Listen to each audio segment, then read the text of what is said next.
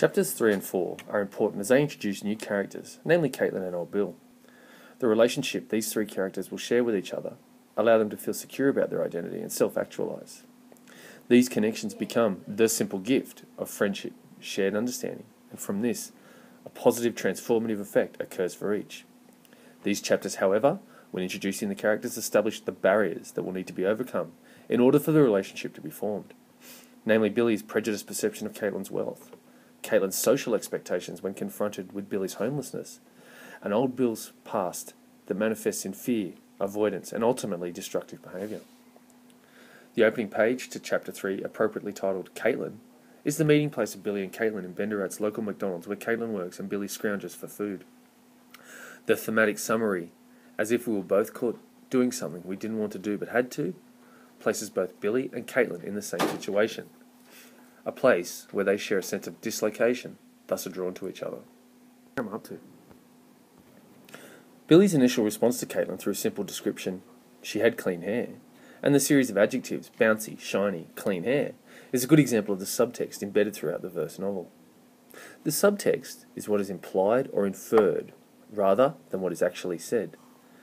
Billy's listed description of Caitlin's hair and her watch, which shone like her hair, her skin, which was pale and clear, suggests not only that he knew she was rich, but that he knew how different she was from him.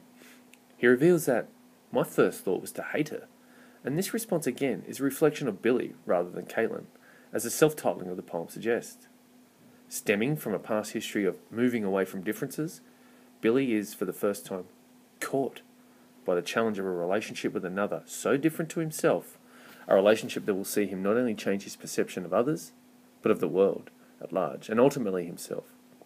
Rather than Caitlin merely being challenged by Billy's low socioeconomic status, he too is challenged by his own prejudice and perceptions.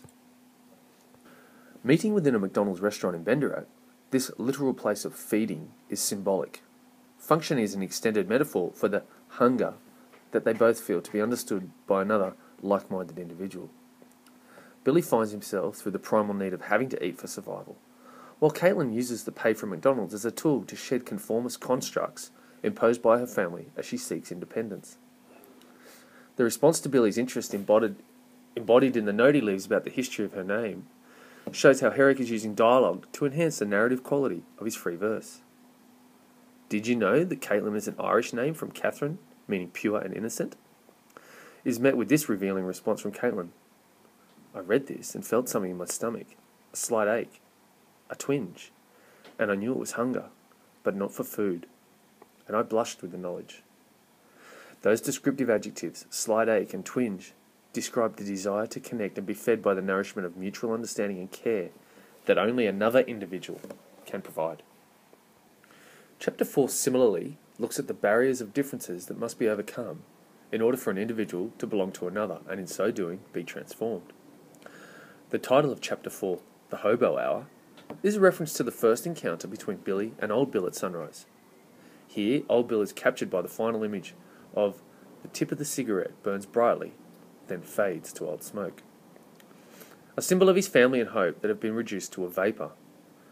This symbolic image is referenced again in Old Bill's self-titled poem, where he describes the process of trying to forget his daughter Jessie, flicking the cigarette. It died on the tracks quickly in the cold night of air of a bummed, stumbling memory. It was the cold night air of his stumbling memory which was able to extinguish the flame, his sense of purpose, and ultimately his connection with himself and the world. Further, Old Bill's memory had begun to flicker, and it grew dim, in an attempt to escape the anguish of loss. It is in these moments that the simple gift of kindness is most apparent. Rather than simply detaching from past connections, new connections are needed for an individual to truly regain their sense of identity. To belong is to know who you are in relation to others. Billy's dream communicates this awareness as he fears getting old long before my time, like Old Bill. Instead, he chooses to wash the world away every second day.